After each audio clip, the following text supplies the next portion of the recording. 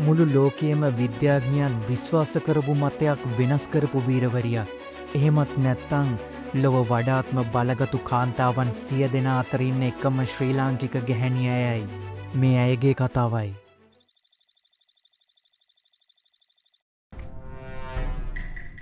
ඇය තමයි ආචාර්ය ආශාද බෝස්. ඇය පොඩිකාලේ වැඩිපුරම ආස කරේ ජෝග්‍රොෆි සංග්‍රහවලට. ඒ සංග්‍රහවල තිබුණේ නොයෙක් ජීවීන් ගැන, විද්‍යාඥීන් ගැන විස්තර, සාගරය ගැන තොරතුරු. මේ සියල්ලටම ඇය ආස කරා. මටත් කවදාහරි දවසක මේ වගේ විද්‍යාඥවරියක් වෙන්න ඕනි කියලා හිතුවේ මේ සංග්‍රහව නිසා. ඇගේ අනාගත පාර විදියට තෝරගත්තෙත් ගෑනු ළමයි කිසිම උනන්දුවක් දක්වන්නේ නැති සාගර ජීව විද්‍යාව වගේ අතිශය දුර්ලභ ක්ෂේත්‍රයක්. ඇයට ශ්‍රී ලංකාව ගැන අරමුණක් තිබුණා. කිසිම විද්‍යා පොතක සටහන් වෙලා නැති අපේ රටේ සාගරේ ජීවත් වෙන නිල්තල් මසුන්ගේ රහස ගැන හොයන්න ඇයට උවමනා වුණා.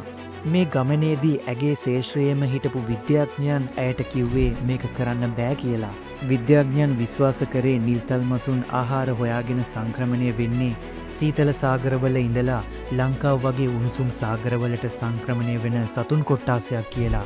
ලංකාව ආසන්නයේ ඉන්න තල්මසුන් ගැනත් අලුතෙන් හොයන්න දෙයක් නැහැ කියලා ඔවුන් විශ්වාස කරා. ඒ මතයට විරුද්ධව සටන් කරනවා කියන එක ලේසි දෙයක් නෙවෙයි. විශේෂයෙන් ගෑනු කෙනෙක්, පොඩි රටකින් ආපු ආධුනිකයෙක්, ලෝකේ බලවත්ම විද්‍යා සංග්‍රහ ඉස්සරහා ඔයාලගේ මතේ වැරදි කියන්න තරම් ධෛර්යයක් එනවනම් ඒ ගෑනු කෙනා සුළුපටු කෙනෙක් නෙවෙයි. ඇයට විරුද්ධව මත ඉදිරිපත් වුණා. විද්‍යාඥයන් ඇයට කිව්වේ ලංකාව වගේ රටකින් එන කෙනෙක්ට මේ මට්ටමේ පර්යේෂණ කරන්න බෑ කියලා කිව්වා. ඇය දිගටම සාගරයේ පර්යේෂණවලට ගියා. තල්මසුන්ගේ මලද්‍රව්‍ය එකතු කරලා වසර ගණනාවක දත්ත හොයාගත්තා. ආශා දැනගෙන හිටියා සත්‍ය කියන්නේ පොතක ලියවුණු වචනයක් නෙවෙයි කියලා.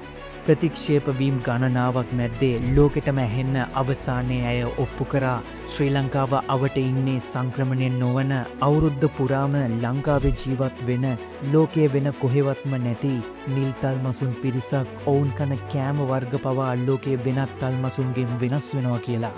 ඒ කියන්නේ අපේ සාගරය ලෝකෙටම අනන්‍ය වුණු ජෛව විවිධත්ව වලින් පිරුණු නිවහනක්. මේ සොයා ගැනීම නිසාම ලෝකේ සාගර විද්‍යා පොත්පත්ම අලුතින් ලියන්න සිද්ධ වුණ අවස්ථාවක් බවට පත් වුණා. එදා ඇයට කරන්න බෑ කිව්ව විද්‍යාඥයින් අද ඇගේ පර්යේෂණ උපුටා දක්වනවා. නිව්යෝර්ක් නුවර එක්සත් ජාතීන්ගේ මහමණ්ඩල ශාලාවේ යෝධ තිරයක ශ්‍රී ලාංකික ගැහැණියකගේ හඬක් අවදි වුණා. ඒගොල්ලෝ මට කිව්වා මට බැහැ කියලා. ඒත් මම මුළු ලෝකෙම වෙනස් කරපු සොයා ගැනීමක් කළා. ඒ වචන වෙන කාගේවත් නෙවෙයි. ඒ තමයි ආචාර්ය ආශාද බෝස්ගේ වචන. පොඩි කාලේ ජෝග්‍රොෆි සංග්‍රහ බලලා හීන දැකපු ඇය ලෝකේ බලවත්ම රාජ්‍යතාන්ත්‍රික වේදිකාවක් මත තම රටේ නාමය ඔසවා තබනවා. ජාත්‍යන්තර කාන්තා දිනය සහ කාන්තා තත්ත්වය පිළිබඳව එක්සත් ජාතීන්ගේ 70 වෙනි සැසිවාරයේ ආරම්භක උත්සවයේදී ලෝකය පුරා ඉන්න සුවිශේෂී කාන්තාවන් අතරට අපේ ආශාගේ නමත් සඳහන් වුණා. මේක හුදෙක් පෞද්ගලික ජයග්‍රහණයක් නෙවෙයි, ඒක සමස්ත රටේ අභිමානයක්. ඔයාලා මේ වෙනකම්ම මගේ වීඩියෝ එක බැලුවනම් අනිවාර්යෙන්ම පල්ලෙහා තියෙන subscribe button එකත් ඔබලා මට support එකක් විදියට like button එකත් ඔබන්න ඔයාලා අමතක කරන්න එපා.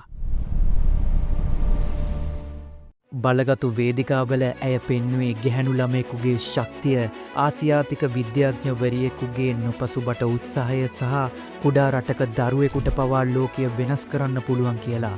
2018 BBC විසින් නම් කරපු ලොව වඩාත්ම බලගතු කාන්තාවන් 100 දෙනා අතරට නම් වුණ එකම ශ්‍රී ලාංකික කාන්තාව ඇයයි. 2020 වර්ෂයේදී සාගර වීරවරිය විදිහට මුළු ලෝකෙම ඇයව හැඳින්නුවා. ඒ විතරක් නෙවෙයි, සාගර ශීරපායින් පිළිබඳව ආචාර්ය උපාධියක් ලබාගත් පළවෙනි ශ්‍රී ලාංකික කාන්තාව ඇයයි. බ්‍රිතාන්‍යයේ සුප්‍රසිද්ධ ඔක්ස්ෆර්ඩ් විශ්වවිද්‍යාලයේ ඇගේ ඡායාරූපයක් ප්‍රදර්ශනය කරා. එහෙම ඡායාරූපයක් ප්‍රදර්ශනය කරපු පළවෙනි ශ්‍රී ලාංකික කාන්තාව වන්නේද ඇයයි. ශ්‍රී ලංකාවේ පළමු ගැඹුරු මුහුදු ගවේෂකවරිය විදිහට සැලකෙන්නේද ඇයයි. නැෂනල් ජෝග්‍රොෆි ආයතනය විසින් එක්ස්ප්ලෝරා සම්මානය ලැබූ ප්‍රථම ශ්‍රී ලාංකිකයාද ඇයයි.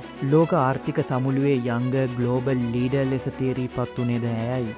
2024 වසරේදී එක්සත් ජාතීන්ගේ මහලේකම්වරයාගේ විද්‍යාත්මක උපදේශක මණ්ඩලයට තේරීපත් වුණු ලෝපුරා හිටපු විද්‍යාඥයින් 7 දෙනෙක්ගෙන් එක්කෙනෙක් ඇය. මේ කතාව හුදෙක් තල්මසුන් ගැන කතාවක් නෙවෙයි.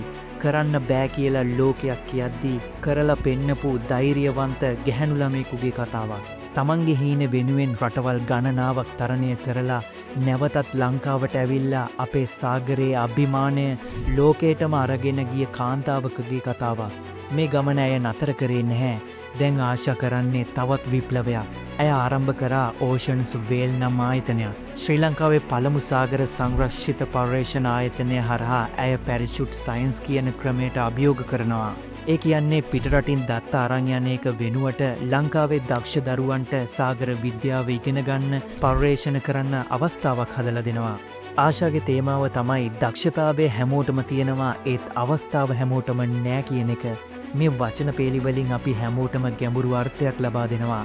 ලංකාවේ කොයි හරි ගමක නගරයක පැල්පතක මේ මොහොතේ තවත් පොඩි ගෑනු ළමෙක් නැෂනල් ජෝග්‍රෆි සංග්‍රහව බලනවා වෙන්න පුළුවන්. තවත් පොඩි කොල්ලෙක් අහසේ තරු බලනවා වෙන්න පුළුවන්. ඒ ළමයින්ට අවශ්‍ය වෙන්නේ අවස්ථාවක් විතරයි. ඒ අවස්ථාව උන්ට ලබා දෙන්න නම් ආශා වගේ ධෛර්යවන්ත ගෑනු ළමයි තව දහස් ගාණක් මේ ලෝකෙ ඉපදෙන්න ඕනේ. ඉතින් මේ කතාව ගැන ඔයාලට මොකද හිතෙන්නේ? පල්ලෙහා කමෙන්ට් සෙක්ෂන් එකේ කමෙන්ට් කරන්නත් අමතක කරන්න එපා. ඒ වගේම තමයි ආචාර්ය ආශාද වෝස්ට කැමති කට්ටියත් අනිවාර්යෙන් මේ වීඩියෝ එක ලයික් කරන්න. මේ වගේම ලස්සන වීඩියෝ එකකින් අපි හමු වෙමු.